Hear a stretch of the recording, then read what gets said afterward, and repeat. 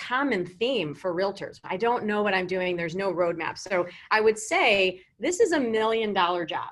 I think that every realtor, if they put forth the effort, can come into this business and create $1 million in earnings. But they have to treat it like a 9 to 5.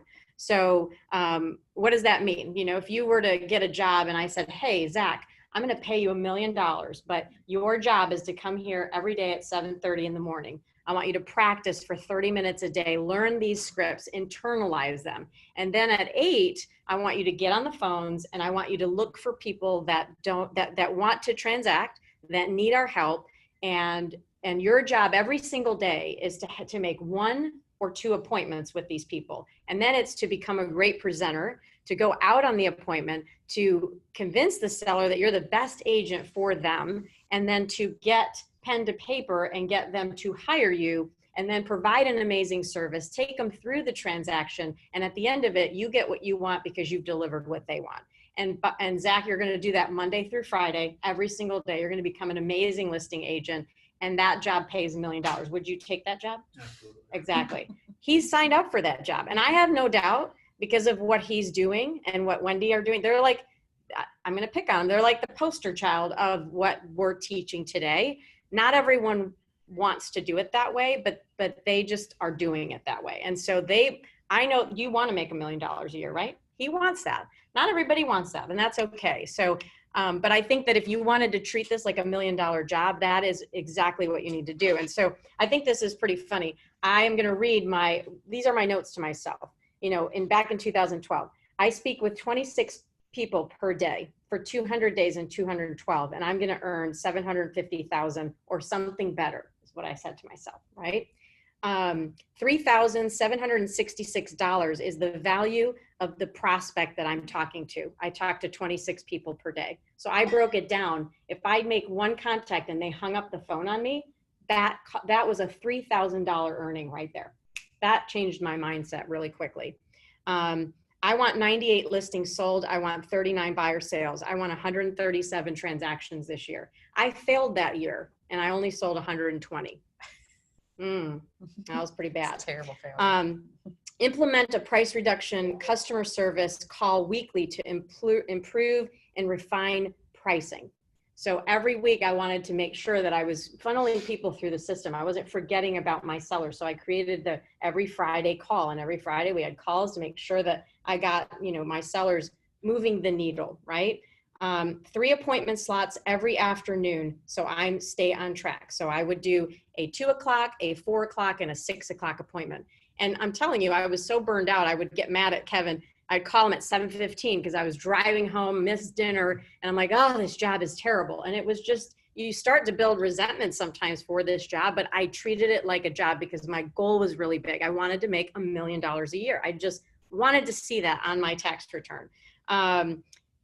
Kelly needs to pre-qualify and set appointments, schedule, community schedule systems. Who knows what that means? Work PC, COI, weekly, pick a day, call them. So my past client sphere of influence.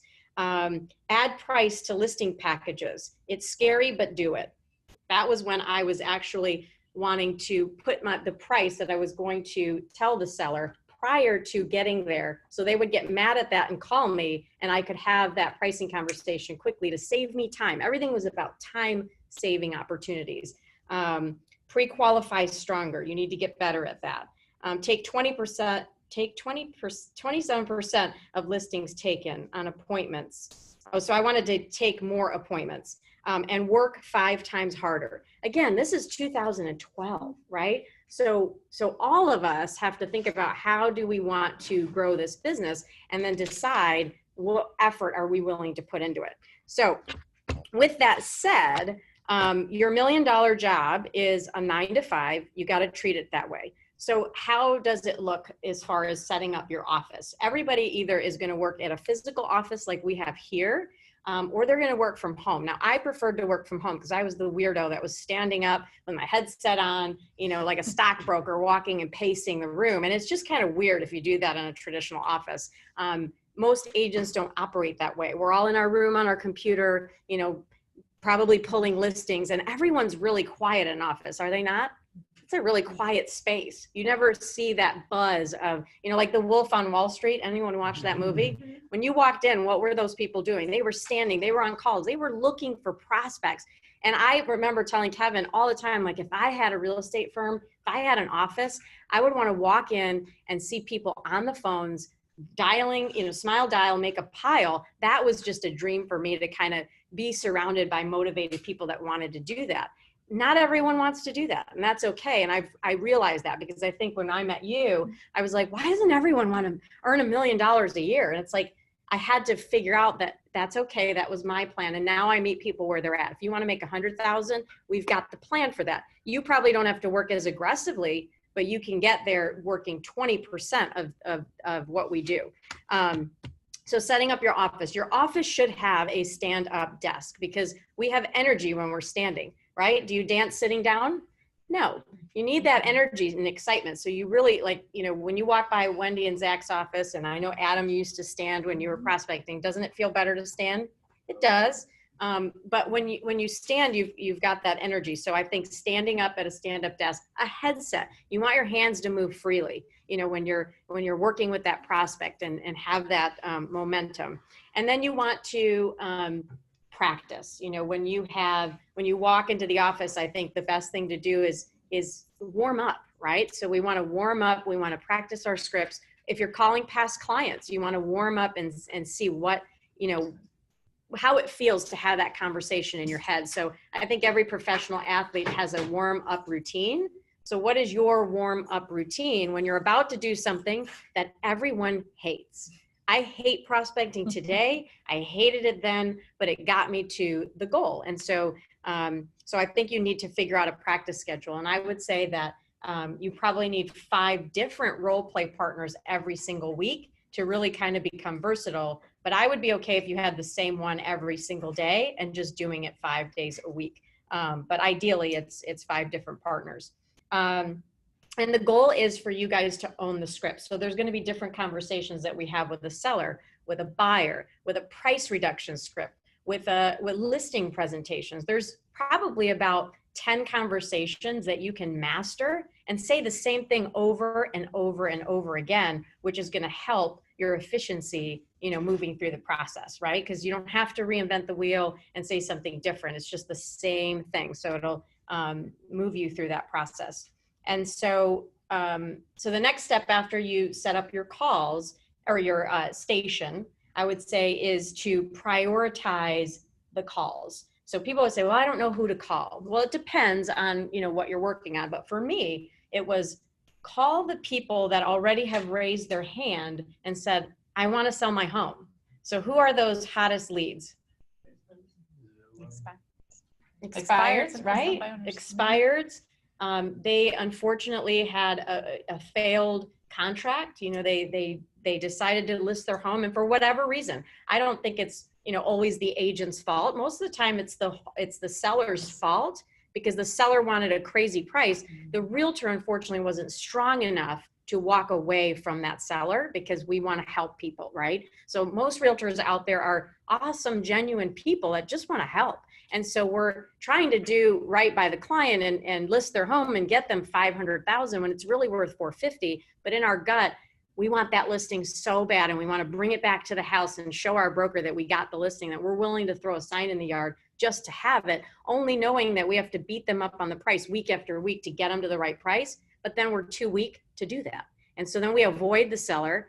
The home just sits on the market. We have those conversations, and we've all had them. Oh, don't worry, we need just one. Oh, it's next week. We'll continue looking for that buyer, Mr. Seller. And all in all, it's freaking overpriced, and it's your fault because you weren't strong enough to do it. So I think that's really, getting better with the conversation. So expireds are fantastic. They are a little bit more mad. So you've got to work on, getting through to them. But expireds were always my first.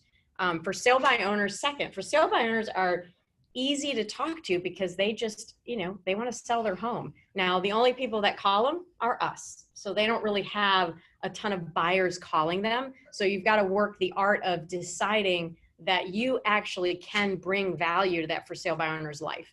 And they usually list with the first person that can convince them that we are more valuable than, what they're doing, and we can make them more money. So expireds for sale by owners, old expireds, which nobody's calling. So if I call sellers 6 months ago, these are sellers pre-COVID. They took their homes off the market. They gave up on the dream of selling. They don't really realize that our market's on fire. They might hear dabbling, but they don't know. I think old expireds are amazing because nobody is calling them.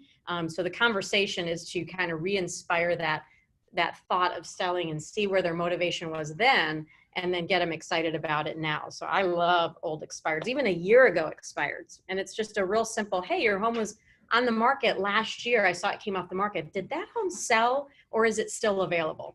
That's the line. And then they go, oh, it's still available. I always say I would sell my home. If somebody knocked on my door and gave me $1,250,000 right now, it's for sale, right? So you hear that, Caul? Yeah. It's for sale. It's all, my homes are always for sale. So I think that old expireds are amazing. Just listed, just sold. I mean, who knows what just listed, just solds are? Yeah, so we know, right? So just listed is, Lisa lists a home in a neighborhood. She's not calling, but I'm in her brokerage. And this is what I did to Linda Trevor. Don't tell her. But when we first moved to the market, we didn't have listings. So I looked at where Linda was selling and listing. And I would call that neighborhood and say, hey, we just sold a home in your neighborhood. And we know when one home sells, usually 2 or 3 sell right away. Who do you know that's looking to move into your neighborhood? Oh, nobody. Thank you. Where, how I'm looking at your home. It's really beautiful. Where did you move from? I'm just curious. Oh, well, we moved from Florida. How long have you been there? Oh, we've been here 10 years. You can start that conversation with people and then just say, hey, a couple of your neighbors have asked me to keep you updated on, or keep them updated on the market. Would you mind if I added you to that list? Sure. Or no, thank you, or whatever. But again, I was looking for 20 contacts because every contact was $3,750 or whatever I said. So just listed, just sold are amazing. My first appointment ever was off of one of Linda Trevor's sales, and they said, hey, we're actually interviewing agents. Come by and interview with me. Okay, great. I didn't get the listing. Linda did. So, but that gave me fire to keep going. So just listed, just solds are amazing, especially if you list a property and you just pull that entire street or a couple streets. You call the neighbors that week and let them know that you've just listed a property. When you sell the property, you call the exact same list. We just sold that property. Now you've touched these homeowners twice and they are going, man, this person's killing it. They're probably going to save your information. It takes work and it takes systems and it takes a process to stay doing this. But if you just know, this is what I do every day. I call expireds, I call FSBOs, I call old expireds. Now I'm just listed, just sold on my own inventory or another broker's inventory in my office. You're going to get there. And then finally, lead follow-up. So I'm going to talk to leads at least 2 or 3 or 4 or 5 times before they transact. So if I talk to Mike here and he says, I am thinking of selling, but it's not going to be it's going to be 6-8 months from now. Well, I want to make sure that I call Mike in half the time. I cut that in half and I call him in 3 months and go, hey, Mike, I know that you're thinking of selling 6-8 months from now, but I just wanted to let you know, we actually just sold a home right around the block from you. I figured you'd want to know just to, say hi and check in.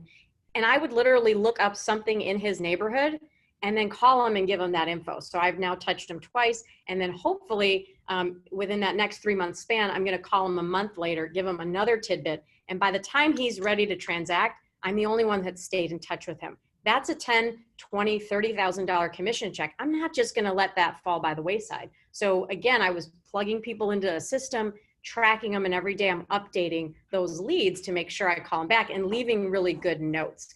I don't know about you guys, but you just can't fail if you do this on a daily basis. And when you think about 20 contacts a day, it's not that many. And my coach would say, when you're done with the 20, just walk away. You've done your job. You're accomplished that morning. You don't have to just say, well, I didn't make an appointment, I'm going to keep going. No, don't keep going because you're going to burn out because it sucks to prospect. We don't love it. All right. So any questions on like setting up your office space, practicing your scripts, role playing, or priority of calls? Any questions or struggles? So you have them do 20 touches, so that's 20 conversations, right? 20 conversations. So if I called you and you hung up the phone on me, that's one. I still made money that day, because you're rarely going to call people and they're going to, oh my God, I'm so happy you called me. Please come over and list my home. That never happened. Actually, it happened one time. Carolina Country Club, this was like in 2011. The guy goes, you're the only person that called me. Get over here and list my home. That was amazing. That was a $600,000 listing, I think. Remember it to this day. Oh, to this day. I was like, is this guy serious? And I was like, Kevin, he might be an axe murderer. Please come on. You know, but that it's Country Club Hills, and I'm going. And I'm going, yeah. And I remember everybody at the Cary office were like, you're getting a listing inside ITB? And Kevin and I had no clue what ITB was. Yeah. Well, Cary agents don't list ITB. I'm like, well, I don't know where the hell I am. So I guess we do. Yeah. And one of our, we kind of dominated ITB when we first got here. But again, it was a mindset. We didn't know where we were. We didn't have preconceived notions of, oh, you don't list there if you're in Cary. We started to get that complex as agents in our Cary office were telling us that, but we just kept pushing forward. So yes, to answer your question, I digress. How many hours are they usually calling this 20 touches? So in the beginning, and I think a lot of you remember Phil DeMuth, who was up here, he said 5 hours a day. It was about 5 hours. And Kevin and I would switch. We would make our tea in the morning. We would fight about who was going to get on the phones first.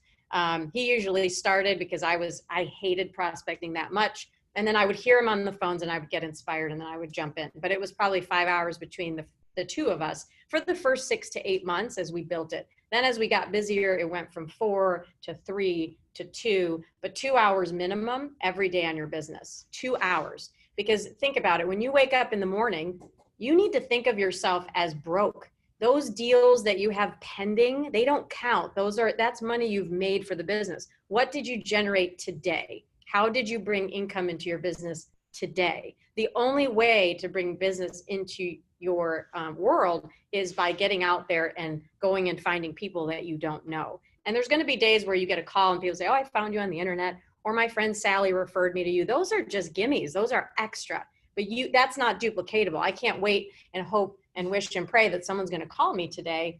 I have to take action and then get out there and go find the people that need help. And again, I know that today I could do it all in front of you now. I could hop into any one of our lead generation systems and I could go make an appointment. And every time Kevin and I they push us to do it, do we perform and we get an appointment? Yes. Almost every single time. Tell them about Zarina, the whole, that was a big deal. Zarina. Continues to be a big deal. Yeah. So I think I've had agents that have been on our team and they'll complain that their leads are bad. And I always say, because my coach would say this, the leads aren't bad, you're bad. Your skills aren't good enough. And so we had an agent, she's no longer with us, love her to pieces, but she just wasn't cut out for this business. And she would kind of complain that the leads were bad. And so I said, well, every time they say the leads are bad, I go, okay, let's call your leads now. And so then I call the leads and literally within 20 minutes had a prospect on the phone and she's like, oh, well, yeah, I've got 6 townhomes in downtown Cary that I want to list. What are you going to do? It gets better. There's more. There's more. Yeah. I mean, well, she said, what are you going to do different? We went through the script. I said, how about we meet, blah, blah, blah. Well, she also has a neighborhood in Durham. I mean, we listed already 6 of those units. We sold them. And this is like probably $120,000 worth of commission in that database, but nobody was calling. Or if she did happen to call, which I doubt she did, the skills weren't there to convert that lead. I sucked at prospecting in the beginning. I was terrible. People hung up on me. I was the nice, okay, thank you, bye. You know, the minute they were resisting me, I was like, I'm done with this call. I wanted it over with. That's painful. Rejection's kind of painful. I mean, when you're dating and you're at a bar and you see someone, you're like, ooh, I'm going to go up to him and say hi. That nobody wants to be rejected. So then nobody ends up asking, right? I mean, my son and I talked about this at the dance. You don't want to go ask the girl. She might say no. The girl doesn't want to ask the boy. It's the same thing with adults, but we get rejected by our kids every day. We don't care. They don't offend us because they say, no, I'm not cleaning my room. We just go, do it again. No, do it again. No, well, I'm going to punish you. Okay, fine. You know, so I think that's where the accountability piece and being in a collective group with the same mindset is inspiring. Because if Zach comes in and he doesn't feel like working, because you said it the other day, you're like, I just didn't feel like making the calls. But when Wendy's over here making calls and making money, Zach goes, well, shoot, I feel like it. Or when Mackenzie's kicking ass or Minda's kicking ass, it inspires you to be around that collective mindset. That happened yesterday.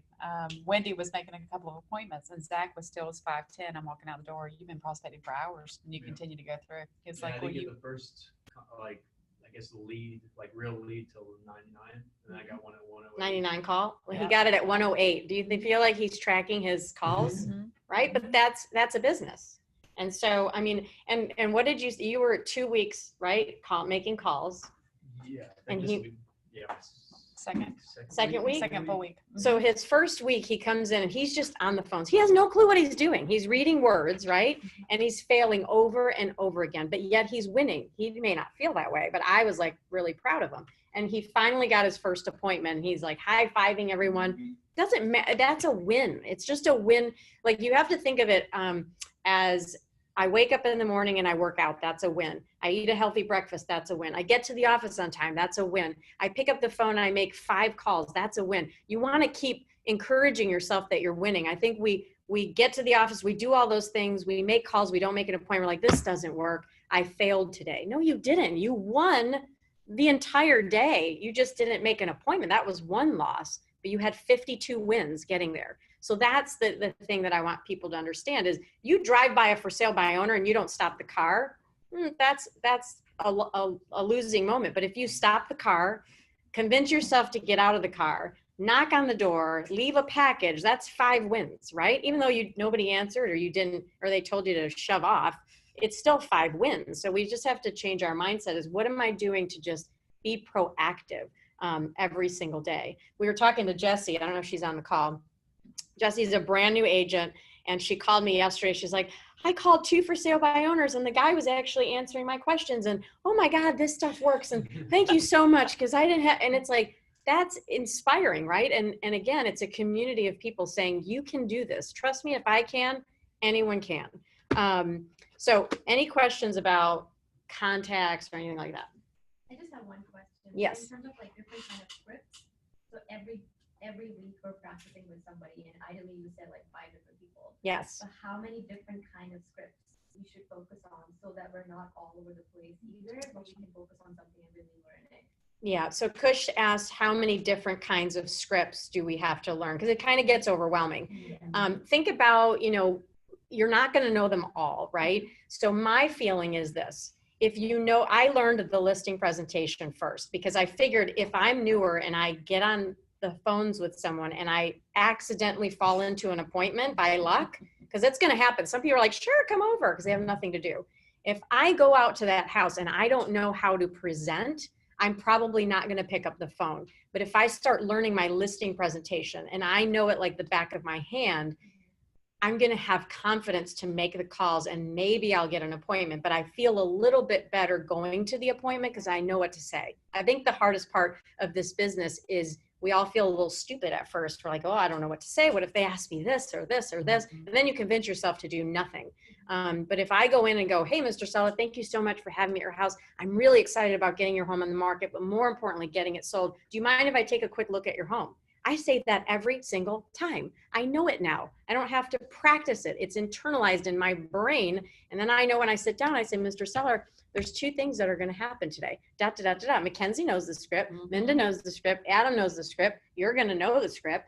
And that way they all can have duplicatable results because we don't have to figure it out. And the difference is when they go on an appointment and they come in as a professional that knows what they're saying, that feels confident, they're probably going to win more appointments versus the competitor that's been a seasoned agent for 30 years, but they sell 2 homes a year for 30 years, right? So that's where you're going to dominate in a year or 2, but it's going to take practice. So I would say for you, learn your listing presentation first, then go fail and practice on the phones and call FSBOs and expireds and get better, but internalize the initial dialogue on the page.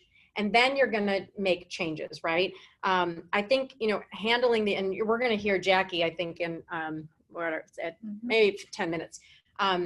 I want you guys to hear how she handles objections. What I think is hard when we get onto the phones for the first time, we haven't internalized the script. So when somebody says, well, I'm selling my home because, my great grandfather died and it's, oh, great. Because you're reading the script. That's not great, right? But we're reading because we're just so into, and Jackie says that all the time, like you can't say great in that moment and follow a script. You have to go, oh my gosh, I'm so sorry for your loss. I can appreciate how that, what's happening. So I think that, you have to own the script. You have to internalize it so it's yours. And then you're going to be able to listen intently and really connect with the person on the other end of the phone. But if you're just worried about what to say, it can be a train wreck. I was just gonna say the best way to internalize scripts is she had a competition for a month. Yes. This was last July, actually, it was a year ago, right? And this is how I learned it. And every single day for the month of July, we had to call somebody and just leave a voicemail and say the script every single day for 30 days. And then your partner 30 days. Yeah. Literally, and you just read off the script and you didn't try to, and then eventually you just Knew it. like, oh, I just memorized that first page. Oh, and then I memorized the first and second page. And literally in 30 days, It's yours. So what Mackenzie said, for the people that are on the call that can't hear her, is to learn and internalize a script. We did a contest where you have a partner. So I would call Kush every day into her voicemail. She didn't have to sit there and listen to me. No. That would be really annoying. So I would call her at the same time every day at 8 a.m. She would know it's me calling for this purpose and not answer. And then I would literally pick up the phone and I would say, hi, my name is Tina and I'm with the call group. So nice to meet you. We just listed a home for sale over on 123 Apple Lane. It has 3 bedrooms, 4 baths. It's listed, and I'm reading it that fast. It's listed. Who do you know that like to move into your area? No one? Fantastic. Great. Well, what would be the best way for me to contact them regarding the purchase of the home? May I use your name when I give them a call? And I'm saying that same script for 30 days, and we did the listing presentation. She made us do it, and then we all had to do a listing presentation. And then you need to take massive action, right? So we can all learn these things, but unless somebody has a gun to your head, if you're afraid because you're projecting what's going to happen, what are they going to say? And oh my God, I look stupid. If no one's there to push you off the diving board, like our parents used to when we were little, right? You had no chance. You just fell in the pool because they said, go learn. That's the goal, is taking massive action, because we're always getting ready to get going, to begin, to be great. Just do it. You're going to look like an idiot, and that's okay. I mean, do you feel amazing when you're calling? No. I mean, Ask you just, him in a couple of weeks. yeah, he's going to feel amazing. But I mean, what is your experience so far, being like totally newbie? Yeah, I would say the first week was really tough. I picked expired, and the way that I've kind of gone about it, everybody's different, but I take one script and I'll work on it for a week. And my goal is 375 calls in a week. So, I mean, not all those are contacts, so you're not getting to practice it 375 times. But after the first week, I didn't have to look at my script anymore. I had it up there, and Pam gave me the best advice, because the script can seem kind of robotic at times, but the more you go through it, I mean, at first I was reading it exactly like it was, and then I got comfortable and rewrote it all on my own and kind of made it myself, and I had way better success that way. And you just take the questions. That was the part, was just taking the questions. Because the first part is just building rapport. Yes. Second part is, well, the last part is just getting an appointment. But those questions are the same. If you just take all of the words out and just focus on those questions. Yeah, for me, like for the expired, it was like, I think, do you have time to interview the right agent for the job? And that didn't, for me personally, it didn't work for me. So I would call, and for the expired, I'd be like, hey, my name is Zach, and I was just calling. I saw the property on whatever, and I was just curious if the property sold, or if you're still interested to show any buyers. Oh, and yeah. I had way more success, getting them to kind of talk. We tweaked that. Remember, I walked into his office. He's like, I'm not getting results. I said, well, what are you saying?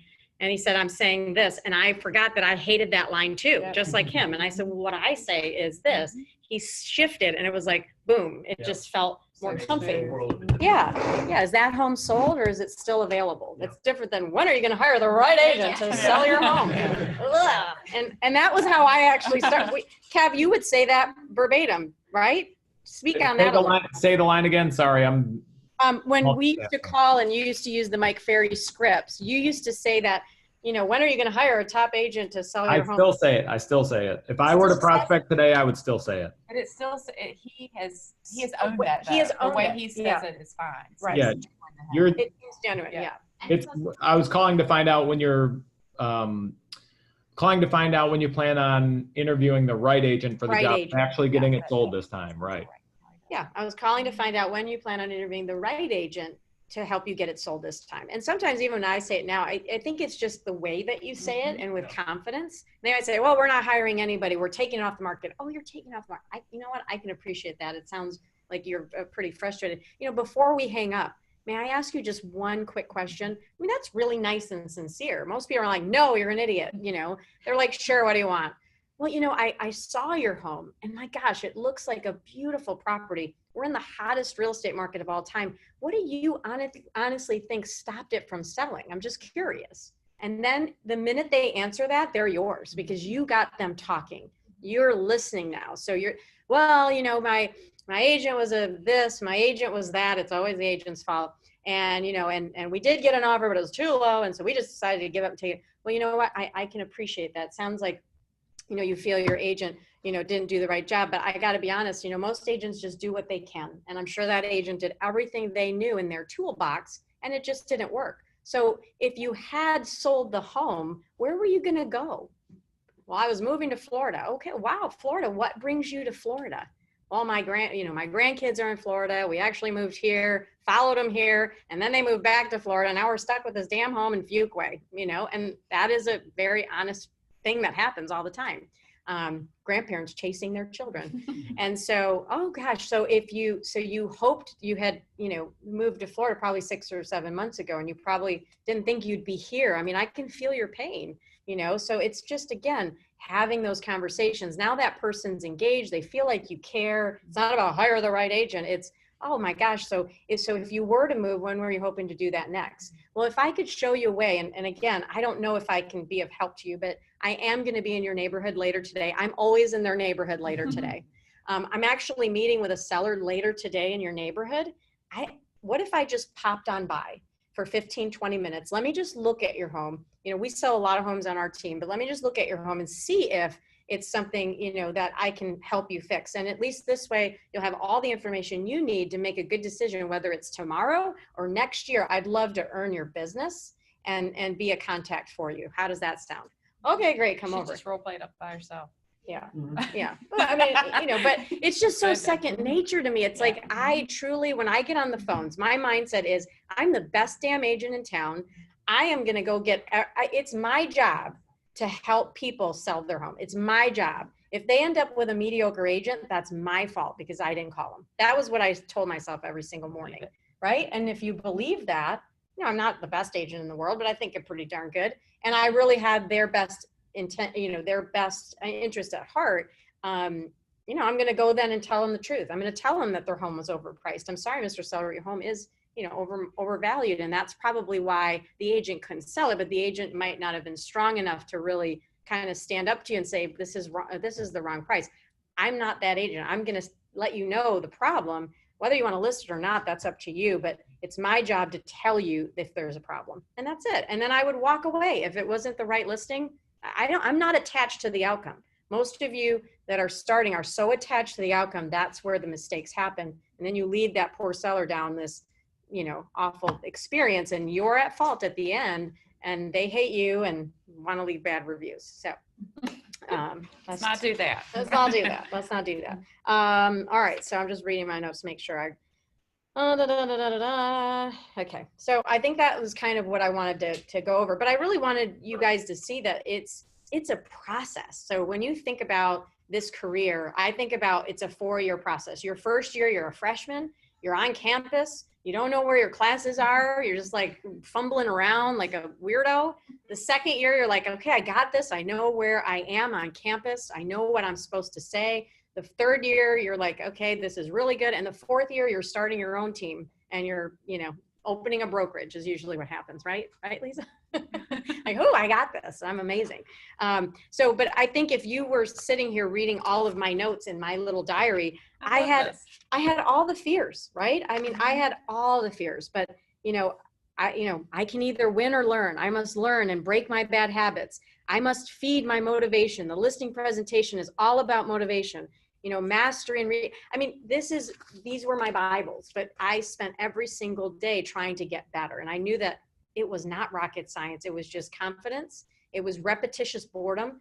What they do every day is freaking boring. It is boring to be a real estate agent if you're going to do it at a high level. It's fun to be a real estate agent if you're just going to let the day happen to you. Oh, I'm going to go to this model home. I'm going to record a video. I might get a couple phone calls. I'm going to see Kush for lunch. We're going to talk about all the business we're not doing, and that's real estate, right? Sounds amazing. Sounds amazing. I'm gonna do some social media posts because that's what they tell me I should do. Yeah. But you're not succeeding at a high level if you are not structured, if you're not paying attention to what you're supposed to say, if you're not calling people all day, every day, and you're not moving the needle forward. And the most important part of this business is the first part of the morning. I mean, it's basically from 7 to noon. My coach would say, I don't care what you do from noon to 6, go get a massage every single day. But from 8 to noon, you better be highly structured, because that's how you build $1 million business. That's it.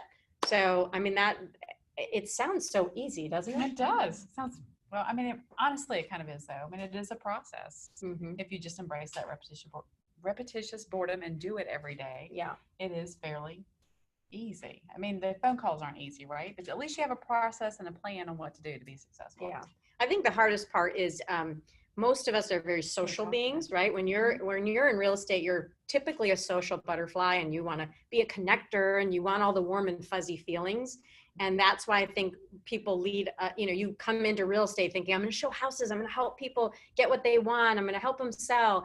And it sounds amazing. And then you get in it, you're like, this is freaking hard. That's why 80% 85% of fail out after the first year. I mean, that's insanity. So in my world, I'm going, we're going to help people. We're going to help lower that failure rate, because we're going to show people what they need to do, whether they do it or not. Not my problem. I'm in it just like me. I would thank Mike Fair. I'd walk up to him on stage and go, thank you, Mike, for showing me the way. And he's like, I didn't do anything. You did the work. He had the roadmap, right? And so if Zach wants to do this, he's going to do it. If he doesn't, he's not going to, it's like, that's up to him. So, so I do think that it's a really boring job. It's, every single day doing the same thing. That's why I feel like high D and analytical people do the best with this system, where they're coming in every day and their regimen. It's the I's and the S's that they struggle a little bit. And I'm an I, trust me. It's like, oh, squirrel. Just ask Jennifer, where is she? I was late for a meeting this morning. Yeah. I mean, it's like one thing, and ask my husband, he'll ask me, I'll be going to the store and say, can you get me this? Sure, I'll get you that. I don't get that for him, because I'm thinking of 52 different things. So knowing that is a problem for me, I set up high accountability and structure to keep me focused. So I actually had a team where we each put in $1,000. And if we didn't post onto our calls and make our goal at the end of the month, that $1,000 was cashed by the others in the team, and they'd go out and have fun. And 2 times I spent $2,000. But during that time, I made a lot of money, right? So I know how to make 10 grand a day. That's our average commission check in our markets, about $9,000 to $10,000. I could go make $10,000 every single day, if not 30,000 if I want to. But it's just right now I'm at a point where it was exhausting, and I needed leverage, and I needed to expand. And now we built a team, right? So that was the next step. But people forget the work in the beginning that was done to build it. So with that said, any questions of you wonderful people behind the computer? What's up, Cat King? That's Joshua Peacock. He said, what's up, Cat King, to Kevin? I'm here. Don't you worry about it. I'm here. You are the Cat King. All right. Hey, so you know what? Can I say one thing real quick, Tina? Wait, hold on. He wants to say something. We can't hear you. Go ahead. I would, I was talking with somebody about door knocking yesterday. Uh-huh. It's just a way to prospect. And I made a point to her. It was actually our sister-in-law. She bought back the house that they had lived in 2 or 3 years ago. And she wanted to buy that house back from the people she sold it to. So she knocked on the door, and the people said, as a matter of fact, we are looking to sell it. So they sold it back to her. And she said, isn't that great? And I said, yeah, it just proves the point that door knocking works, though. She's a realtor. And so I said, don't you think you should probably do a little more door knocking? Look how great it worked the first time for you. I said, don't skip that either as far as a prospecting avenue. Can anyone hear him? Can you guys hear him? So here's what he said. He said that our sister-in-law lives up in Michigan, and she had sold her house and she regretted it. And 2 years later, she said, you know what? Actually, it was her son, my nephew, said, Mom, we should just go knock on the door and see if they'll sell it back to us. So they went and knocked on the door, knock, knock, knock. Hi, I sold you this home 2 years ago. If you ever want to sell it, I would love to buy it back. And they said, oh my God, we just bought another house.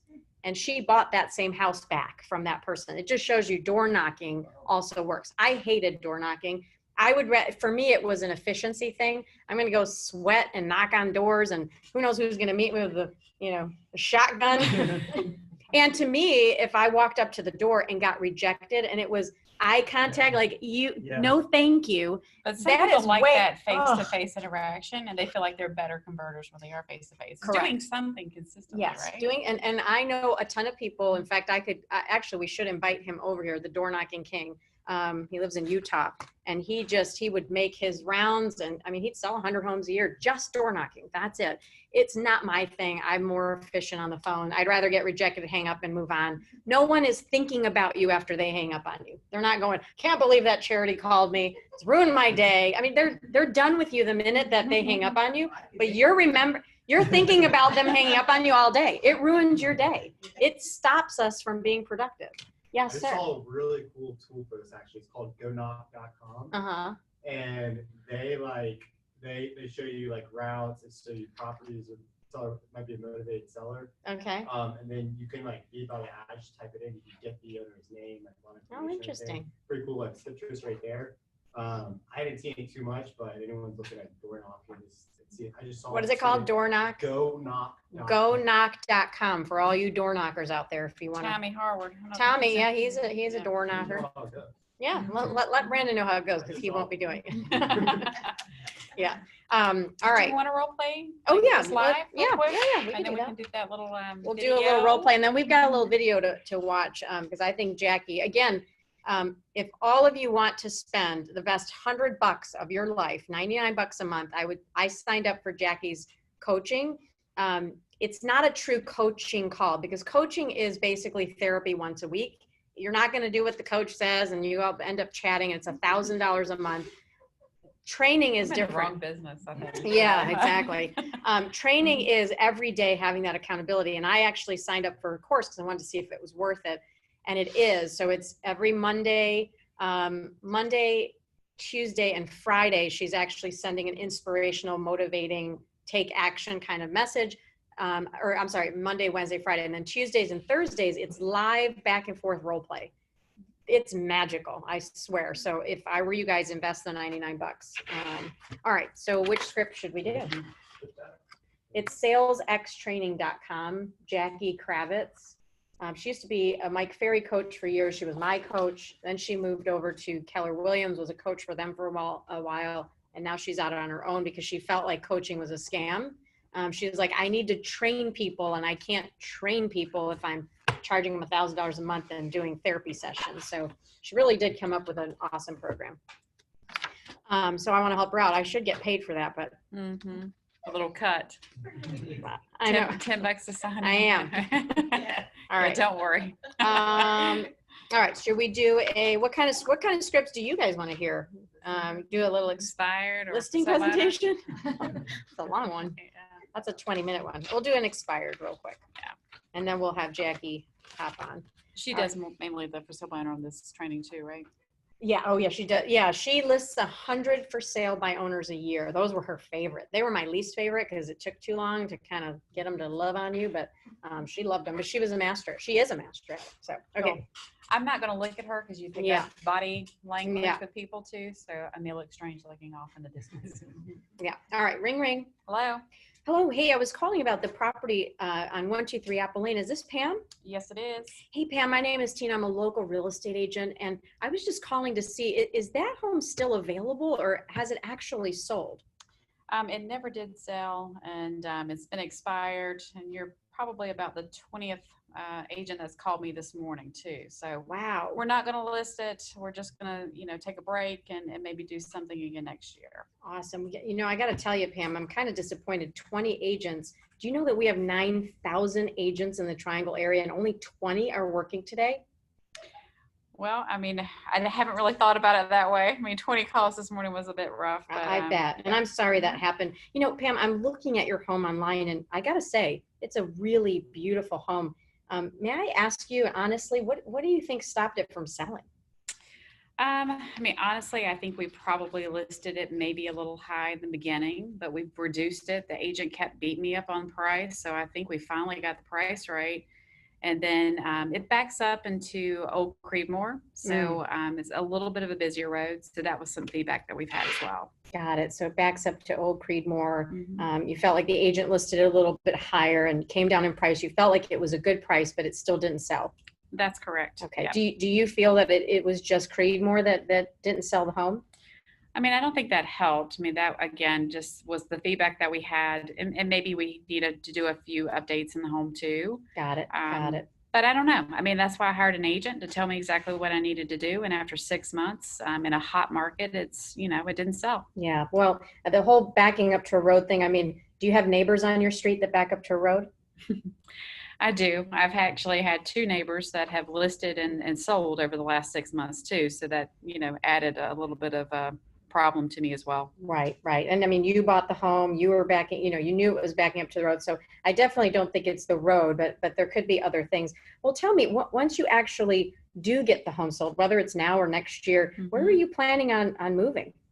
We were going to move downtown, just a little bit closer to Raleigh. Being out here, it's a little too quiet for me, and the kids are going to be out of school soon, so it seemed like a good logical move for us. Wow, downtown. Downsize. That's awesome. That's exciting. That's really where my husband and I want to end up too when our kids are off to college. Right. So good for you. Well, here's the good news, Pam, and I'm not sure if you knew this, but last week right here in our market, we actually sold 900 homes.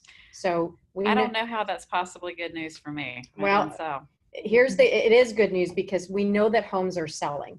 And so I definitely, want to bring my home to market when I know, homes are selling. So the truth is you probably need a little more aggressive plan to make sure that you're one of them. Tell me, how did you happen to pick that last agent that listed your home? Well, she sent postcards here for a little while. I saw her name, and I think I've seen a couple of her signs. So, I thought she knew my area. She doesn't seem to be a new agent. So I just, I went with her. Got it. So she sent some postcards. You felt like she was local. She should know the area. Exactly. I could see why you did that. Well, was there anything that she did professionally during the listing that you liked the best? She took great photos. There's a really nice looking flyer that's on my dining room table.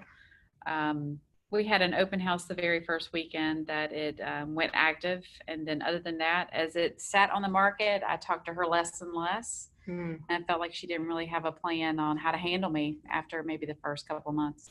Got it. So it sounds like to me, she kind of did the basic traditional things that agents do to get homes sold, right? Yeah, I would say that. Okay. Well, Pam, what I'd like to do is make a quick suggestion. It sounds like right now, if at all possible, I mean, you had wanted to sell the home, you wanted to move downtown, but you're just not sure how to get there. So we're not clear to a couple of things. Number one, why your home hasn't sold in one of the hottest real estate markets of all time. And number two, what we would need to do realistically to make sure that it does sell in the next 30 to 60 days. So how about we do this? And I really wouldn't mind. I'm actually going to be in your neighborhood later on today, meeting with another seller. I could pop on by like right after that point for 10 minutes, meet you, shake your hand, see the house, and at least give you an idea of what we would need to do differently this time to make sure that you do reach that objective. So does that sound fair? Well, Tina, I mean, you sound really nice, but we're just not ready to meet with anybody right now. Like I said, I think we're going to probably take at least a month, maybe 2 off. So if you could just call me back in a couple of weeks, then maybe we could chat then. Absolutely. You know what? I will be in business in a month or 2, so I definitely want to have, that relationship with you. Tell me, is netting the most amount of money an objective for you? Of course. So what I'd love to do, Pam, again, there is no obligation. We're just going to shake hands, meet. I'd love to show you why it is imperative to know exactly what's going on in our market today. See what your home offers and just give you that advice and leave it with you. And so again, no pressure. I'd love to just pop by. There's no commitment, and leave you with that information on me and my team and what we do differently. And at least that way we can, know the action plan moving forward. Again, no obligation. Does that sound fair? Again, you sound really nice, but why should we meet now and not meet in a month or so? Again, we're going to take a break, and so I don't know if meeting you now makes the most sense. really from just an efficiency standpoint, I mean, what I find is, if we don't meet now, we may not get together in a month. Your goals may change. I'm going to be in your neighborhood a little later on today. I'll pop on by. If you don't want to invite me in, that's fine too. I can even drop off information on your front porch if you'll allow me. But if I'm there, again, I'll wear my mask. We'll take a look at the house. I'll give you some tips and tricks. I think that's the most important piece is, was there something missed? That's really what we need to know. That way you can make a good informative decision next time you're ready to go to market, whether it's with me or another great agent in our market. All right, Tina, well, you sound nice. So yeah, I mean, you said 15, 20 minutes. I think that'll, as long as it doesn't take any more time than that, I think that sounds reasonable. Pam, we can make it in 5 minutes. Again, I just need to run through, take a look at it, and then I'll give you a long, list of things that, it may or may not need to make your experience better next time. So I look forward to seeing you. I'll pop over maybe 5 o'clock. Sounds great. Perfect. That's it. It's now I pushed, right? 3, you gave me 2 or 3 objections, and that's very normal. Well, I don't feel like it. Well, how about we do this, and why? It's just, again, you were backing off more where I'll just leave something on your front door. But you were still trying to get there. Exactly. I was just going to get somewhere to get in front of her, because once I'm leaving something on your door, you're inviting me in. I mean, that's the reality, right? It's just being a little more, being persuasive, not being pushy, but being persuasive in a nice way. So you're being pleasant. I mean, Mackenzie's good at that. Pleasantly persistent. That's what I call it. You're pleasant, but you're persistent, because in my mind, I need to get to her because she's going to go hire some flat fee company or try to sell it FSBO or make a mistake. And do you know that 80% of expireds relist within a 14-day period? 80%. 14 days, you only have a few days to get in front of them. So they're going to relist with the same agent, they're going to relist with a different agent, and that's the reality. And most of them have done their homework prior to the home expiring. They've already met with a couple agents. So, your chances dwindle as they expire. How many times have you called them? We already listed with another agent.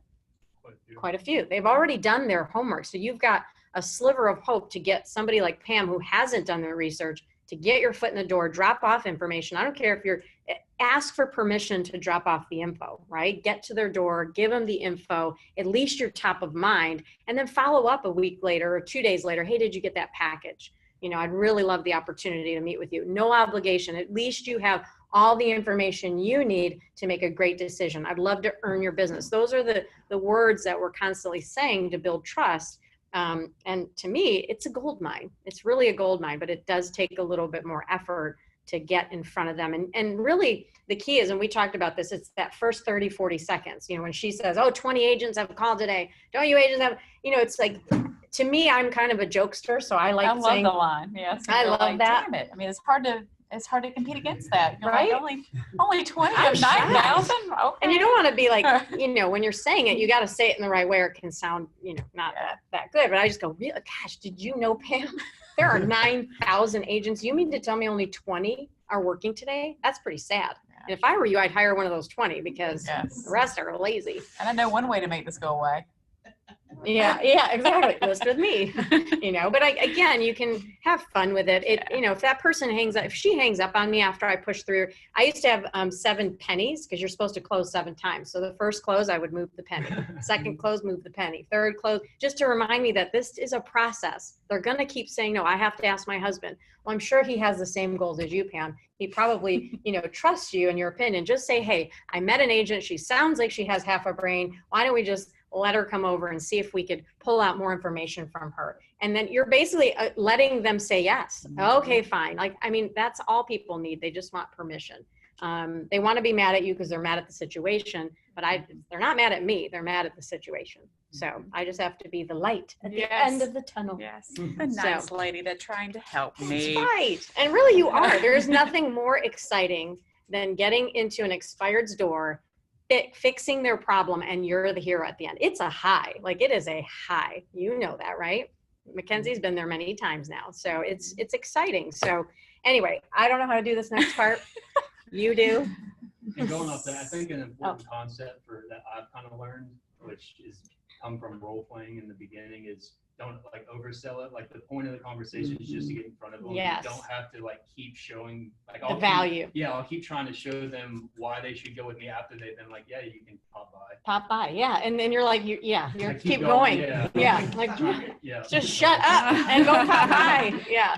He Yeah. did that one day this week. Like, Yeah. Zach, you got it, man. Just shut He up. said, yes, just just shut do up. it. You're just shocked that you say yes. You're like, oh my God. And I swear, and I'll be the best agent in the world. What's your next objection? Okay. Right. Was it that easy? Yes, it is that easy. So I'm going to grab my iPad. Can you mute your computer? Yeah. Yeah, I think that's the funniest part when they say yes. No. And you're just like going on and on and on. And the other thing is, you know, Sure. Okay. another line. They had phrased it like, I'm still going to work with this other agent, but you can come by. And so Perfect. I kept, like, I should have just been like, yep, that's great, I'll see you then. But I kept going on, well, you know, me and the team, we're on track to help them. Me and the team, we're on track to help them. Me and the team, we're on track to help them. Me and the team, we're on track to help them. Me and the team, we're on track to help them. Me and the team, we're on track to help them. I like that. This is a rap song. It is. 3 minutes. Oh.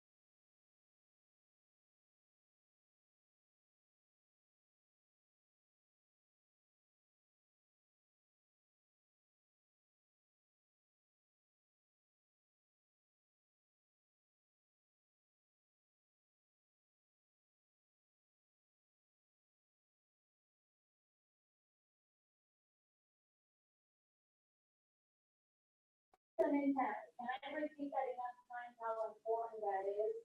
In order for you to repeat enough food effectively, you have to be listening intently, because otherwise you're gonna sound scripted. Actually, a lot of script